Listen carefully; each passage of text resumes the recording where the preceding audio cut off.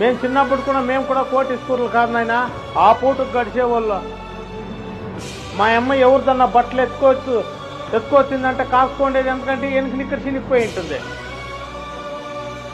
Teacher వచ్చి board పైన లేరు అన్నప్పుడు మేము గుమ్మన కూర్చొని దెబ్బలు తినేది. ఎందుకోసమో లేస్తే ఎవడన్నా వెనుక పోస్ట్ ఆఫీస్ చూస్తాడేమో అని. సమాధానం వస్తుంది, చెప్పలేము.